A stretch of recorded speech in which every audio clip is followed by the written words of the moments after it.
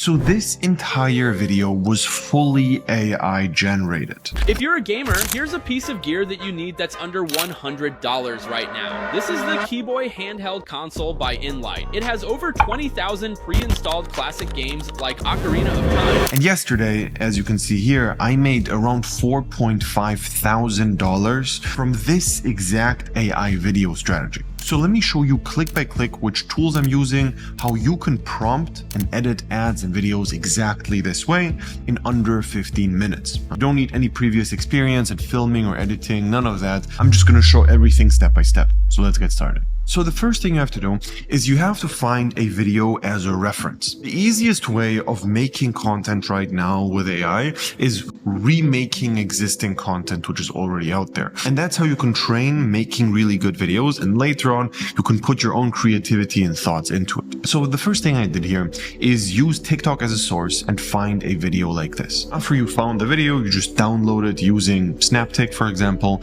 and you use that video as the source. And then you take a screenshot of the frame you want. So these AI videos are going to be generated scene by scene. So you're going to have multiple prompts, and every prompt is basically one scene. So then after we took a screenshot, I want to remove this gamer thing in the middle. So very often you're going to have annoying text over it and you just don't want that in the beginning. So how you can remove that is you just get the free version of Pixel Cut and then just click on retouch, select the gamer thing, and it's basically gone. Now, once you have that clean image, you upload that to ChatGPT and you're going to ask something like generate a VO3 prompt that animates this frame. Hands press buttons on the R36S while screen scrolls through emulator. Also make sure to add this sentence to the start of your prompt, basically create a vertical 9:16 video in style of a TikTok reel. And then instead of you having to prompt anything else, basically ChatGPT creates the prompt for you, and that's what you upload to VO3. All right, VO3 is Google's new software. I'm sure you've heard of it.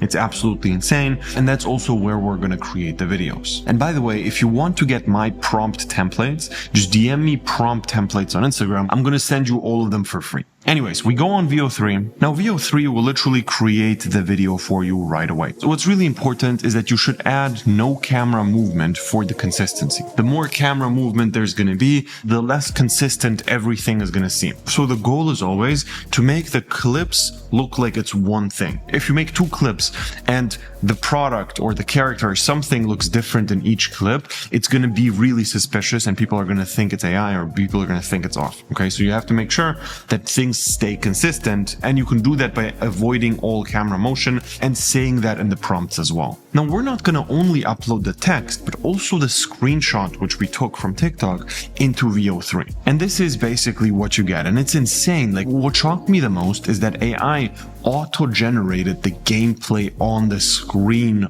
of the Game Boy, which is ridiculous. I was not expecting that to happen at all. And this is basically what you're gonna do frame by frame. All right, so you go to your original video and you make these screenshots of every single different clip, and that's how you piece them all together. You just do that a few times on VO3, and then you're gonna have a bunch of clips that are already ready to go. Now, later on, I'm gonna show you how to put them all together and make a proper video like the one you saw in the beginning. But anyways, before you do that, we also have to add the AI avatar. So what you can do is you can go to any of these softwares where they basically make AI UGC creators for you. There's a bunch of different ones. It doesn't really matter what you do. The main thing you need is just a screenshot of a person using some product. All right, basically that's the thing you need. So here's just a random website where you can screenshot a person from. So the first thing you're gonna have to do is make the guy hold your product. So what I like to do always, whenever I have to prompt something on not ChatGPT, for example, here we're gonna use Sora, I like to ChatGPT to make a prompt for me. So what I'm gonna do is I'm gonna upload the guy, I'm gonna upload the Game Boy, and tell ChatGPT to create a Sora prompt to make him hold my product. And then I basically get Sora to make that image. Now, sometimes it's going to be off. For example, here you're going to see a few of these kind of look trash and they look bad. So you just have to sometimes retry it again. And then the next result I've gotten was this one, and this one looks super real. Once you have that image, you go back to ChatGPT, upload that screenshot, and then just tell ChatGPT what you want. So make him look into the camera, make a bunch of hand gestures while he's speaking, and just say whatever. And then you tell ChatGPT to make a prompt for that for VO3. And this is how the video turned out. Now you're gonna see that in the end, it has a really weird switch of the Game Boy to some other thing, and it looks super AI generated. However, we're just gonna cut out that part and it's gonna be super fun. Now, in terms of the voiceovers, we don't use VO3 for the voice we're gonna generate. We're gonna download the video and then go over to 11 Labs to create the audio. Now, just for the sake of the video, we're just gonna use the same exact script as the video on TikTok. So what we're gonna do is we're just gonna go on this website, which is called getsubs.cc, upload the link of the TikTok on there, and then get the transcription. So this is what the software does. You just basically get the transcription of the entire voiceover of a video. Now we're gonna enter that into 11 Labs. So what I like to do to make the voiceovers even more real is basically I like to go into the same exact niche where I'm selling. So for example, in this case, we're gonna go into the gaming niche and we're gonna type gaming keywords on YouTube. So for example, we're gonna put in Call of Duty. We're gonna try to find a video which is super long and doesn't have too much background noise. So that way it's just gonna sound even more real and like people speak in the niche. And then you can download and upload that to 11 Labs to just generate the voice. The next thing we need to do is lip syncing. So how we do that is you go on sync.so. So once you upload it to sync.so, one problem you basically encounter is that the voiceover is much longer than the AI character making the movement. All right. So the video is significantly shorter. So what we do is we use this option, which is called bounce video. That means that it's going to keep bouncing the video over and over and basically match it to the audio. Obviously, because there's going to be a bunch of B-rolls and the person is not visible the whole time, it's not going to be noticeable at all. And this is how it ends up looking. This is really good. Now that we have all of our clips, it's as simple as editing any other video. This is not special anymore. Basically, we go to CapCut and here's how I like to do it. So the way we were able to make this transition here is basically on CapCut, you just go on transition and then you just search up film, and I think we used film arrays.